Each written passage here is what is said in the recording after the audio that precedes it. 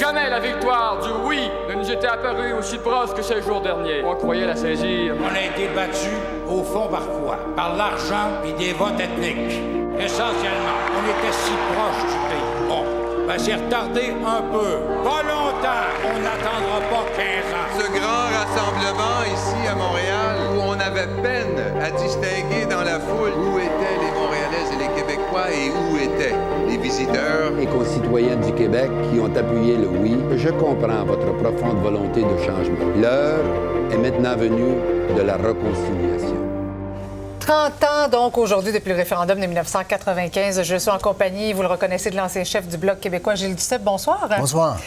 Quand vous regardez ça, ça doit vous replonger dans des souvenirs. Ouais. Vous étiez où, précisément, vous, le 30 octobre 1995? Moi, j'étais responsable de la presse parlementaire étrangère. De la presse étrangère, plutôt, pas parlementaire, mais étrangère. Donc, je recevais des journalistes de tous les pays du monde qui étaient très surpris du climat dans lequel ça se passait. OK. Pas de violence.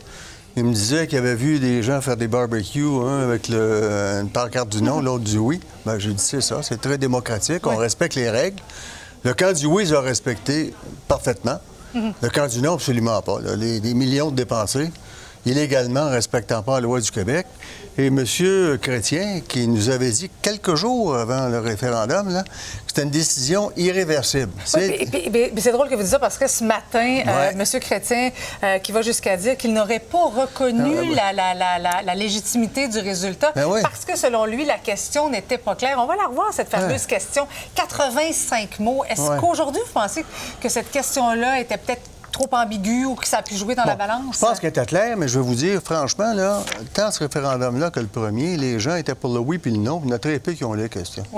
C'est la réalité. Moi, je pense qu'on devrait la faire court. Voulez-vous que le Québec devienne un pays, oui ou non? Mais ce que je retiens de ce que M. Chrétien disait, il disait c'est irréversible. Si c'est irréversible, c'est qu'il nous disait qu'il respecterait la question. En d'autres mots, il nous a menti. Quelqu'un qui nous ment, on appelle ça un menteur. C'est ce que Chrétien révèle ce matin en disant « J'ai dit ça, mais j'aurais pas fait ça. Et ça, je peux pas accepter ça. Ça moi, vous fait en mal démocratie. encore aujourd'hui? Bien, c'est pas que ça me fait mal, je respecte pas ça. Exemple, Stephen Harper et moi, on pensait pas du tout la même chose. Mais il disait ce qu'il pensait, puis il pensait ce qu'il disait. Il mentait pas comme Chrétien a menti. Parlez-moi maintenant de la suite, de ce qui s'en vient. Vous avez certainement entendu M. Bouchard conseiller à Paul Saint-Pierre Plamondon de repenser à sa promesse, de la reporter probablement pour... on sait que le Parti québécois veut tenir un référendum. Bien sûr, s'il est élu dans son premier mandat. Qu'est-ce que vous pensez de ça, vous? Moi, je pense qu'on doit surtout regarder le fond des choses. Il y a un livre bleu qui s'en vient, là, d'ici quelques semaines, du Parti québécois, qui va nous proposer ce que serait un Québec souverain. Le Bloc fera ses commentaires aussi. Mais quand vous regardez là, les sondages, appui à la souveraineté, c'est le référendum, on sent qu'actuellement, la souveraineté n'est pas très, très populaire. Saviez-vous à combien on était 3 semaines avant le référendum de 95? Donnez-moi un chiffre. Oui, je me rappelle plus ou moins. 38 3 semaines après, on était à égalité. OK. Donc, il faut convaincre les gens, leur parler sur le fond. D'abord, décider du fond, la proposition, puis par la suite, les moyens pour y parvenir. Et les moyens pour y parvenir, moi, je pense qu'on devrait reprendre les positions du Canada à l'international. Et le Canada sont passés. Tous les référendums au Canada, Charlottetown, la conscription, 2 à Terre-Neuve, c'est tout 50 plus 1.